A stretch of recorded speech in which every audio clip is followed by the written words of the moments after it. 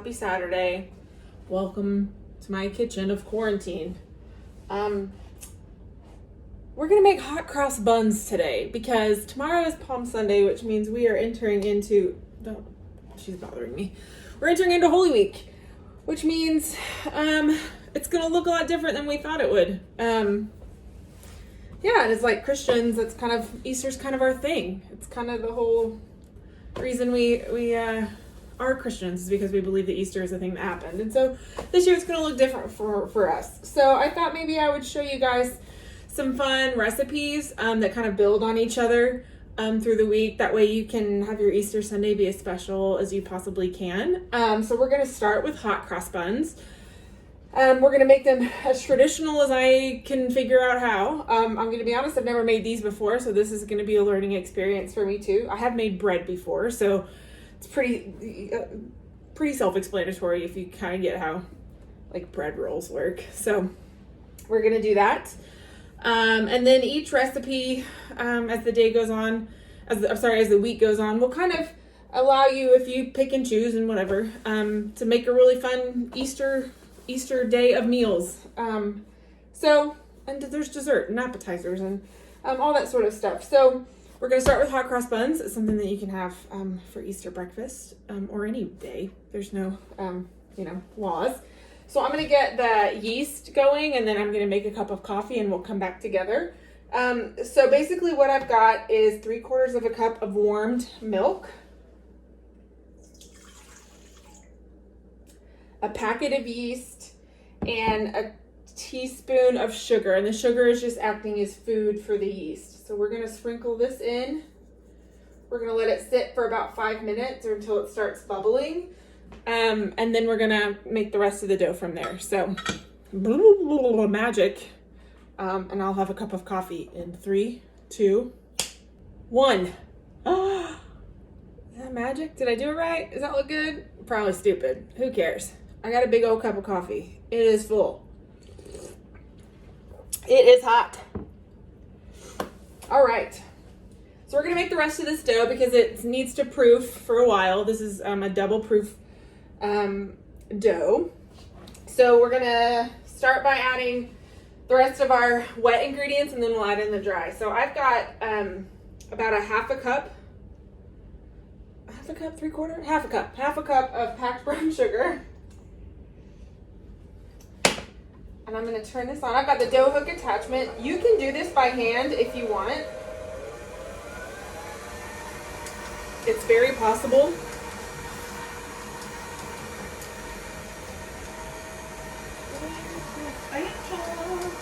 Here it is.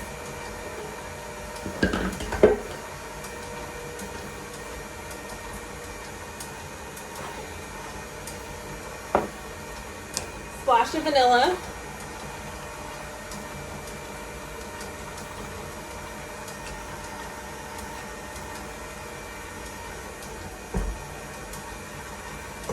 Two eggs.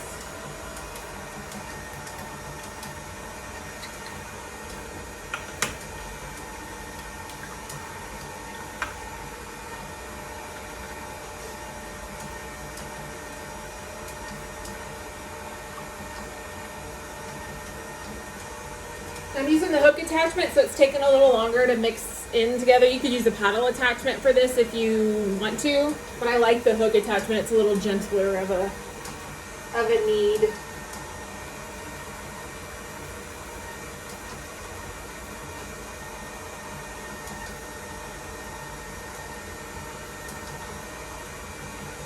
Then we're going to add the rest of our dry spices. So there's a teaspoon of salt, and then you could do cinnamon and nutmeg, or cinnamon, nutmeg, clove, or we had a little pumpkin pie spice, which doesn't have pumpkin in it. It's just got spices and some cinnamon. So I'm going to go ahead and add that in.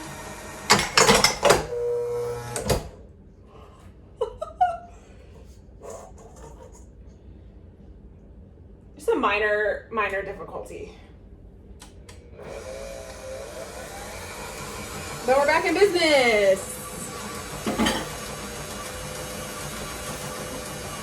Sometimes my hands just let go.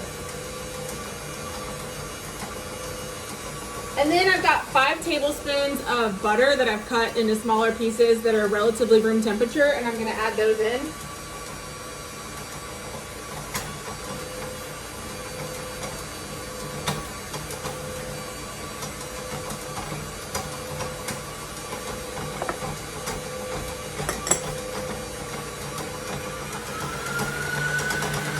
All right, and to this, I'm going to add a little bit at a time, 3½ cups of all-purpose flour.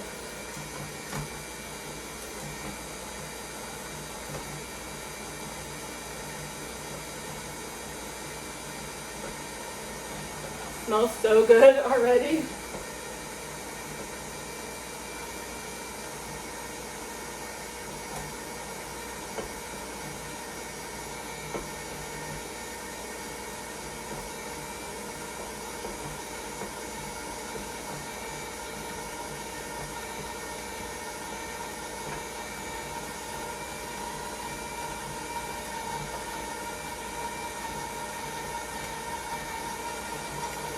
We're gonna let that go, keep scraping down the sides.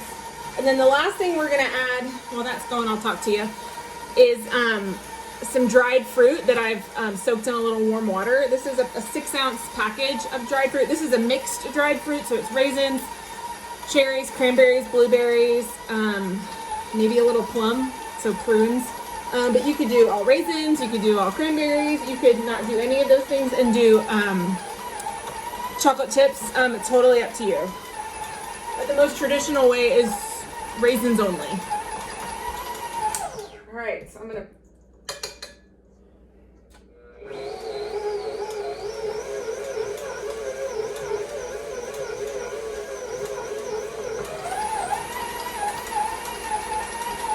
This is gonna be a pretty sticky dough, but it needs to be all together. It's okay if it like sticks a little to the sides, but you want it to be mostly its own dough.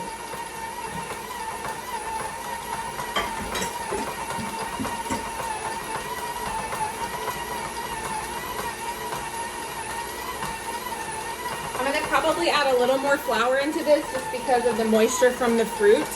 So I'll start with about 1/2 cup at a time.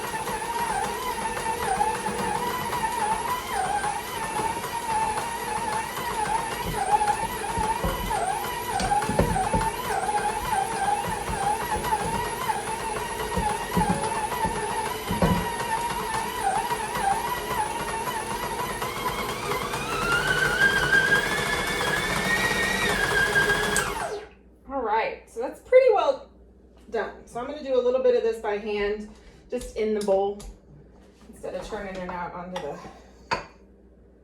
cutting board. See, I'll show you. How it's a sticky dough, but it is not sticking. Does that make any sense? Well, hopefully it does.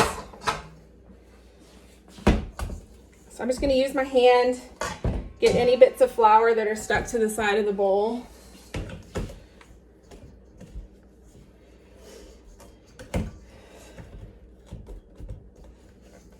This dough smells so good. All right, so this is our dough.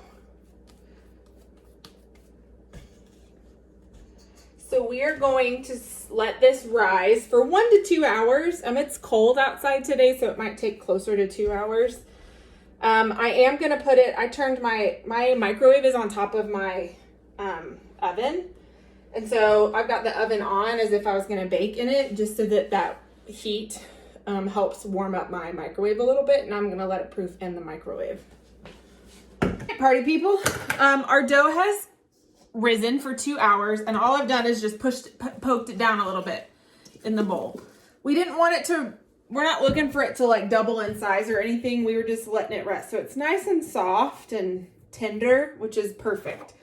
So what we're gonna do is we're gonna really split this into about 12 to 15 pieces. Kind of the best we can eyeball. We're just gonna try to fit it into a greased 9 by 13 pan.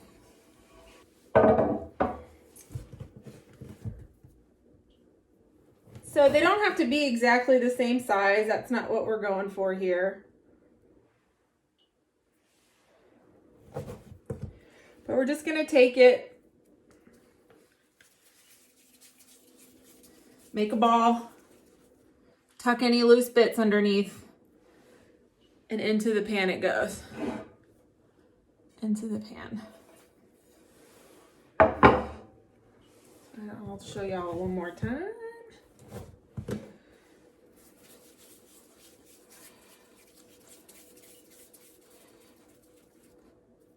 We want to tuck under like these seams right here. We just want to kind of pinch them together, tuck them under.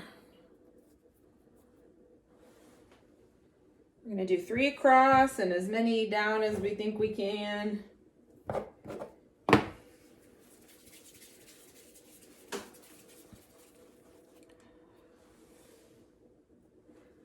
Tuck, pinch, pinch, pinch.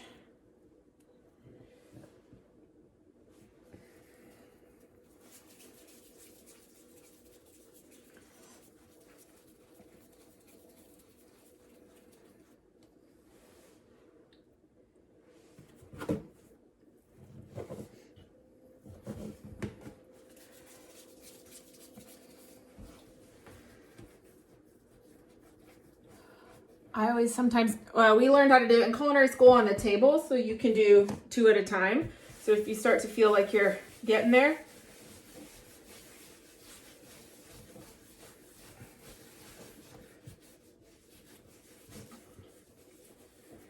you can do 2 at a time. Hot cross buns, hot cross buns. 1 a penny, 2 a penny. So that's what? 6, 7, 8, 9, 10, 11, 12, 13, 14, 15. There we go. This guy's a little small. All right.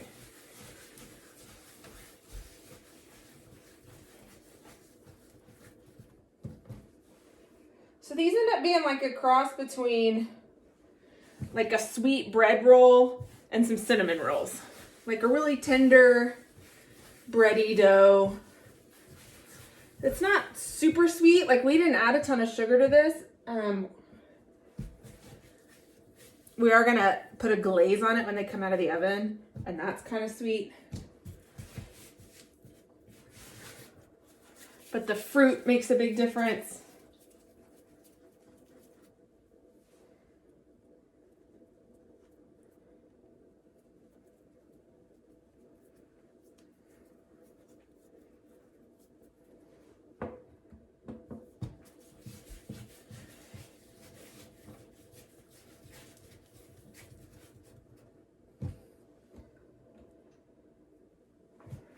Once these get done, they're gonna proof for 1 more hour in the pan. Then we're gonna add the cross topping, which is just flour and water that we pipe into a cross pattern.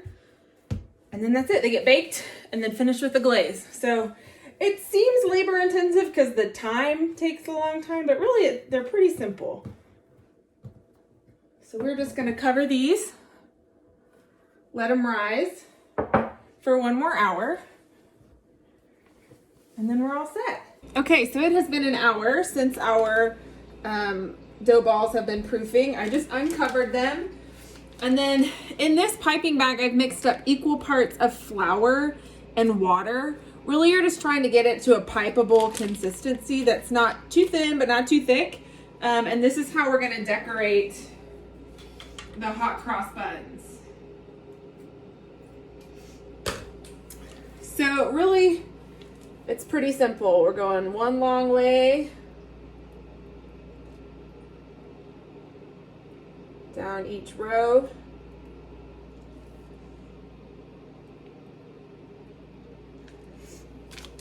And then short ways. And it just creates little crosses.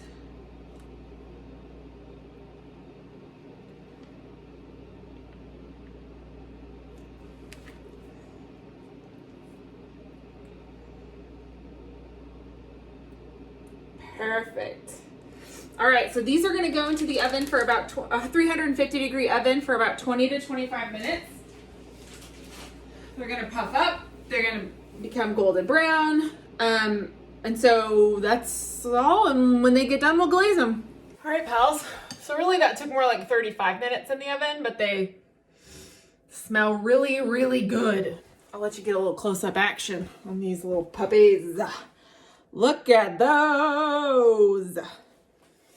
All right. So the last thing we're going to do here is we're just going to finish them with a little bit of a glaze. This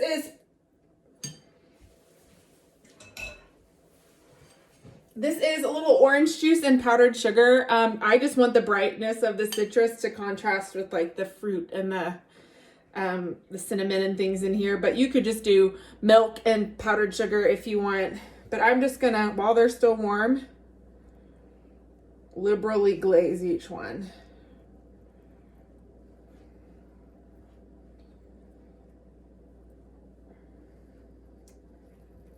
And that is that.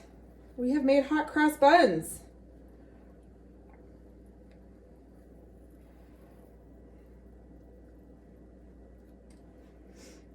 I don't know if I can wait any longer to let them cool, but I will. I will exert some restraint. It just shines them up really well. Really nice.